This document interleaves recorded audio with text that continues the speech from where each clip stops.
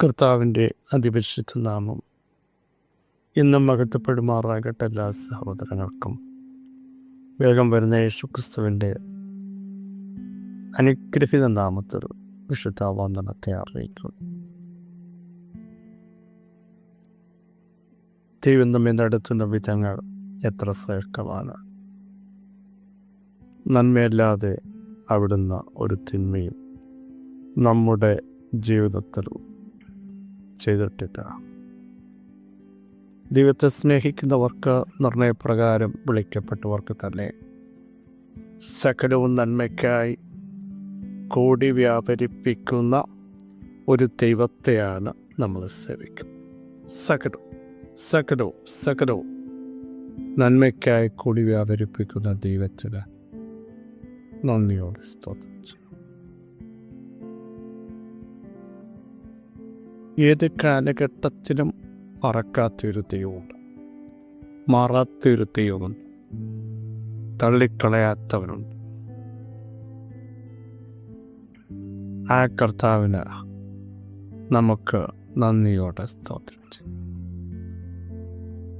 പതിവിൻ്റെ ആരംഭത്തെങ്കിൽ നമുക്ക് കൈപ്പാണം തോന്നിയാലും പട്ടയാരും പറയുന്നത് പോലെ അതിൻ്റെ അന്ത്യം മധുരമായിരിക്കും, ശ്രേഷ്ഠമായിരിക്കും.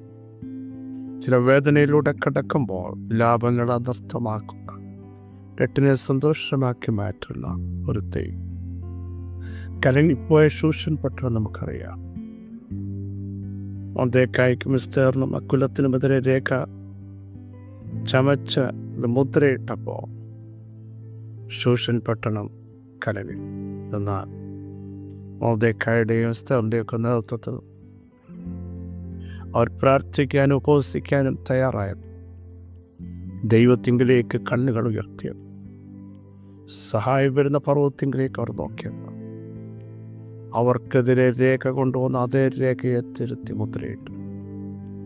അങ്ങനെ കലങ്ങിപ്പോയ ശൂഷൻ പട്ടണം നേരത്തെ സന്തോഷിച്ചതുപോലെ സഹോദരങ്ങളെ, ഈ ദിവസങ്ങൾ എതിരായിരിക്കുന്ന ചില രേഖകളെ ദൈവം മാറ്റും. നമുക്ക് വിരോധമായി എഴുതിയിരിക്കുന്ന രേഖകളെ മാറ്റുമ്പോൾ ദൈവത്തിൻ്റെ കരം നമുക്ക് വേണ്ടി ഇറങ്ങി വന്ന് അത്ഭുതം ചെയ്യുമെന്ന് ഇന്ന് പ്രഭാതത്തിലും അവിടുത്തെ ആത്മാവിന് പണി തൂത്തറിയിക്കാം.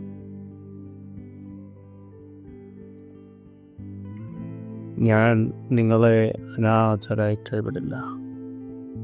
ലോകത്തിൻ്റെ അവസാനത്തോളം എല്ലാ നാളും അവിടുന്ന് നമ്മളോട് കൂടെ ഇരിക്കും.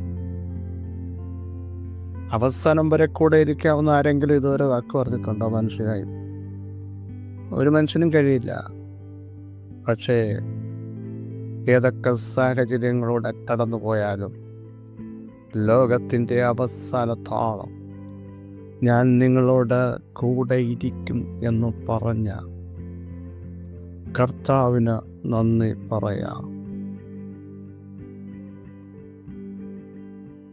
അവങ്കിലേക്ക് നോക്കിയവർ ആവർത്തിച്ചു പറയുന്നു പ്രകാശകര്. കാരണം അവരുടെ മുഖത്തെ രഞ്ജിപ്പിക്കുന്ന ഒരു ദൈവമല്ല.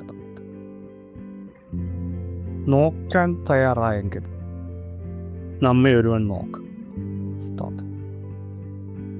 സമുദ്രത്തിൻ്റെ അറ്റത്ത് ചെന്ന് പാർത്താലും അവിടെയും നമ്മെ നടത്തുന്ന ശ്രേഷ്ഠകരം ഉണ്ട്. ആർക്കും തിരിച്ചു മടക്കാൻ പറ്റാത്ത ഭുജം, തിരുവെഴുത്ത് പറയുന്നത് പോലെ അവരുടെ കൈ നീട്ടിയിരിക്കുന്നു, അത് മടക്കുന്നത് ആര്? അവിടുന്ന് നിർണയിച്ചിരിക്കുന്നു, അത് ദുർബലമാക്കുന്നത് ആര്? ഇന്നും ദൈവത്തിൻ്റെ കരം നമുക്ക് വേണ്ടി ആർക്കും അത് തിരിച്ചു മടക്കാൻ പറ്റില്ല സഹോദരങ്ങൾ. ഒരു ശക്തിക്കും ഒരു വ്യക്തിക്കും അതിനെ മടക്കാൻ പറ്റില്ല. നിങ്ങൾക്ക് വേണ്ടി, നിങ്ങളുടെ കുടുംബത്തിന് വേണ്ടി ദൈവത്തിൻ്റെ കരം നീട്ടി, നിങ്ങളുടെ വിഷയത്തിന് വേണ്ടി നീട്ടിയിരിക്കുന്നു. ഭാരപ്പെടുന്ന സബ്ജക്റ്റിന് വേണ്ടി കർത്താവിൻ്റെ കരം വെളിപ്പെട്ടു വന്നിരിക്കുന്നു. നന്ദിയോടെ സ്തോത്രം ചെയ്യാം. എവിടൊക്കെ ആ കരം നീട്ടിയിട്ടുണ്ട് അവിടൊക്കെ അത്ഭുതങ്ങൾ സംഭവിച്ചിട്ടുണ്ട്. ശത്രു ശക്തികൾ തകർന്നിട്ടുണ്ട്, വാതിലുകൾ തുറന്നിട്ടുണ്ട്.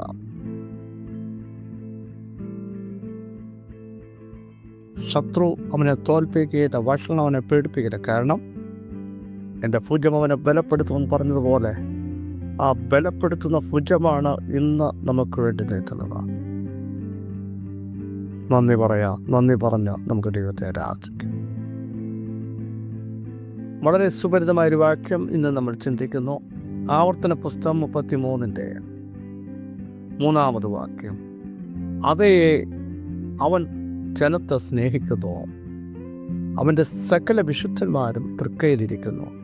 അവർ തൃക്കാക്കലിരുന്ന് അവർ തിരുവചനം പ്രാപിച്ചു. മോശ തൻ്റെ മരണത്തിന് മുമ്പ് ഇസ്രായേൽ മക്കളെ അനുഗ്രഹിച്ച അനുഗ്രഹ വാക്യങ്ങളാണ് നമ്മൾ കേട്ടത്. ദൈവം ജനത്തെ സ്നേഹിക്കും. സ്നേഹം കിട്ടാത്ത ആരെങ്കിലും ഉണ്ടെങ്കിൽ, ഒറ്റപ്പെട്ടു പോയവർ, കരുതൽ ലഭിക്കാത്തവർ, കൈത്താങ്ങൽ പ്രതീക്ഷിച്ചവർന്ന് കിട്ടാത്തവർ, ഒരു വാക്കുകൊണ്ട് പോലും ആരുടെയും ആശ്വാസം ലഭിക്കാത്തവർ, ആശ്വാസമറ്റവരെ തിരുവെഴുത്ത് പറയുന്നു, കർത്താവ് നിങ്ങളെ സ്നേഹിക്കും. കാൽവറിയിൽ നമുക്കറിയാം, അവിടുത്തെ അവസാനത്തുള്ളിൽ രക്തവും ഊറ്റിത്തന്ന, സ്വന്തം പ്രാണൻ വെച്ച് തന്ന അഗാധമായ സ്നേഹം, ആഴമായ സ്നേഹം ഇന്ന് നമുക്ക് വേണ്ടി വ്യാപിക്കുന്നു. കർത്താവ് നിങ്ങളെ സ്നേഹിക്കുന്നു. നിങ്ങൾ ഒറ്റപ്പെട്ടവരാണോ സ്നേഹിത?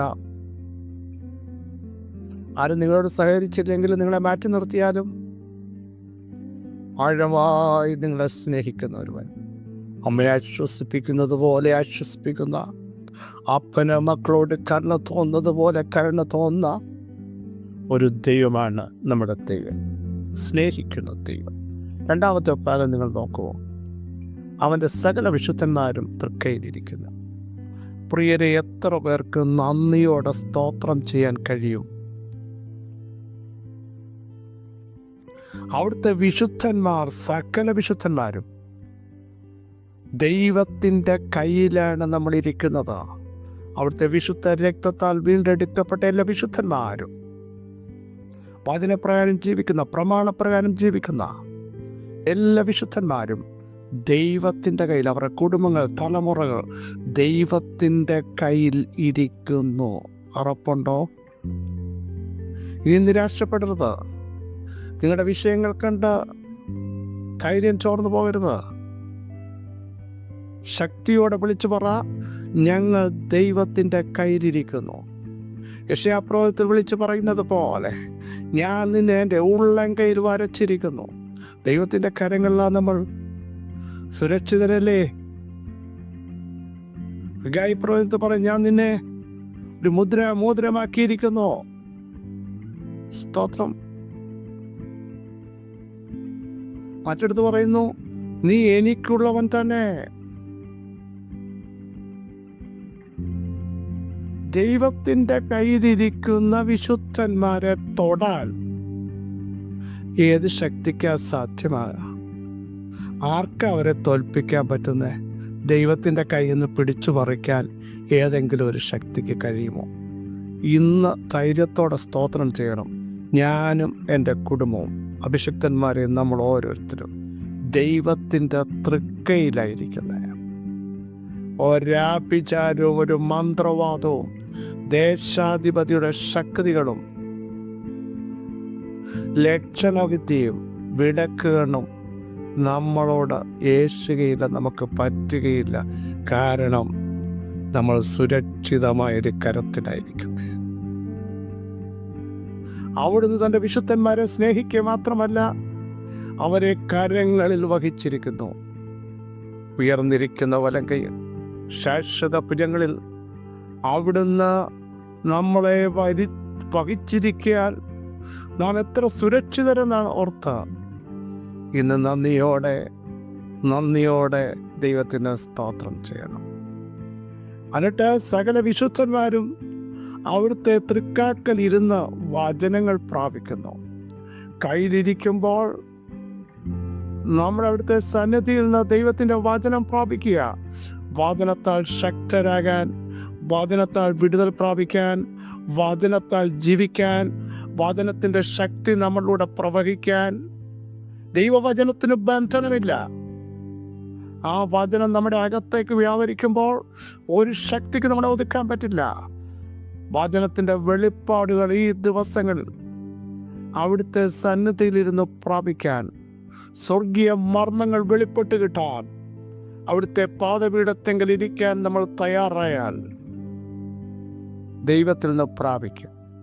അതുകൊണ്ടാണ് പൗലോസ്ലീഹ പറഞ്ഞത്, ഞാൻ കർത്താവിൽ നിന്ന് പ്രാപിക്കുകയും നിങ്ങൾക്ക് ഏൽപ്പിച്ചു. കർത്താവിൽ നിന്ന് പ്രാപിച്ച ഒരു വ്യക്തി മറ്റുള്ളവർക്ക് കൊടുക്കാൻ ആത്മീക വെളിപ്പാടുകൾ, അരുളപ്പാടുകൾ, ആത്മീക മർമ്മങ്ങൾ കർത്താവ് നമുക്ക് വെളിപ്പെടുത്തും. ആർക്കും വെളിപ്പെടാത്ത ചില രഹസ്യങ്ങൾ നിങ്ങളുടെ പ്രാർത്ഥനാ മുറിയിൽ നിങ്ങൾ ഈ ദിവസങ്ങൾ കർത്താവിൽ നിന്ന് പ്രാപിക്കും.